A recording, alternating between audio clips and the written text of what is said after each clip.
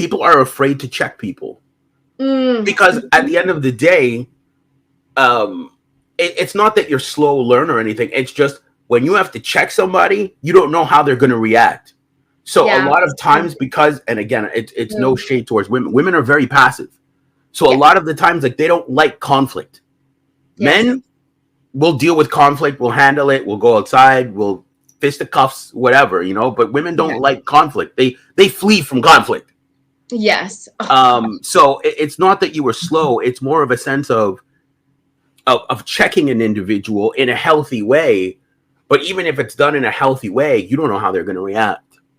well, that's the thing, and we can make up, all kind of excuses for how people behave, and some of the excuses that people, even if you do address it, well, you have to address it. And actually, we spoke about this not too long ago too, about, do you, if a man is starting to pull back, do you mirror that? Right. I Yeah. asked a question, and you said something really powerful, and I really like it, and I would like people to implement it as well, because instead of pulling back and mirroring a man who's doing that, maybe you can have a conversation with him and ask him what's going on, right? And then you, just like you said, you might get an answer you like, you might get an answer you don't like, but guess what? You're gonna get an answer, and then you can proceed forward with the man, or you can move yourself along, because that man might not be the man for you. Well, we also have to understand, right? Like, because like if something's bothering you, right? And I love that you brought that up. If something is bothering you within a relationship and you bring it towards someone, yes, you might not like the answer or not, but a lot of times you also have to understand it depends on which sex you're dealing. If you're, hey babe, what's bothering you? Some guys sometimes just want to go into outer space, and what I mean is be in his mind. Yeah.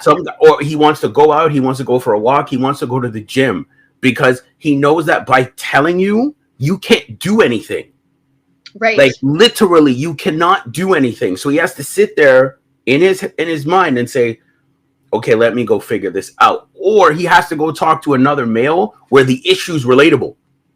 Right, exactly. Well, how do you bridge that gap then, before we get into our videos? This is a really powerful topic, because do two people at some point need to have a conversation and say, hey, we need to agree upon a way that when things do come up, or if there's something that I'm not understanding, if there's something happening and I feel maybe an energy shift and I want to know what it is, how we as a couple are going to approach these things.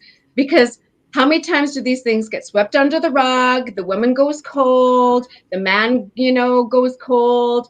Then when the topic comes up, then it's a source of, like a little pinprick in your skin, and people are getting agitated, and then maybe people are getting angry, and then maybe there's resentments.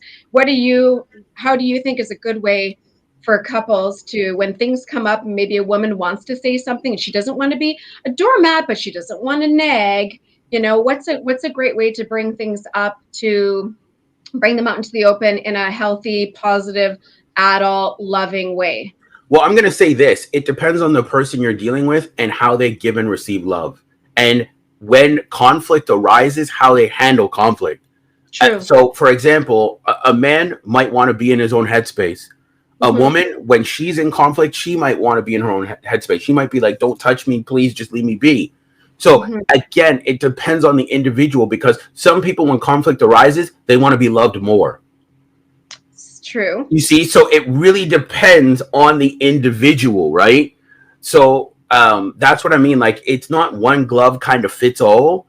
Yeah. It really depends on the two parties involved. So I would say for myself, during conflict, I need like time to gather my thoughts.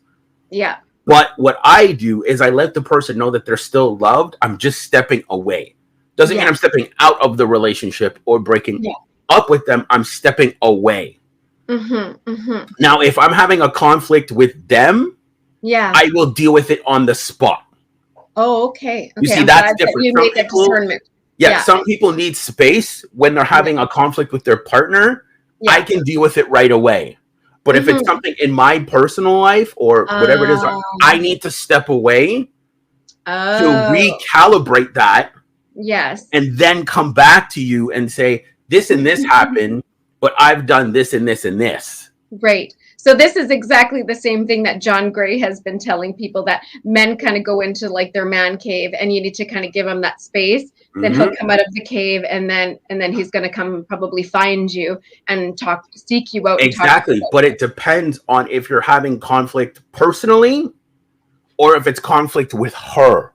Because if it's conflict with her, some guys want to fix it right away. Yeah. Some guys want to go into their cave. Yeah. Yeah. I think you need to figure this out with the person that you're with, because conflict resolution is something that I think every couple needs to deal with, and every couple probably needs to have a plan in place for the two of them to learn how to deal with this kind of stuff. Exactly.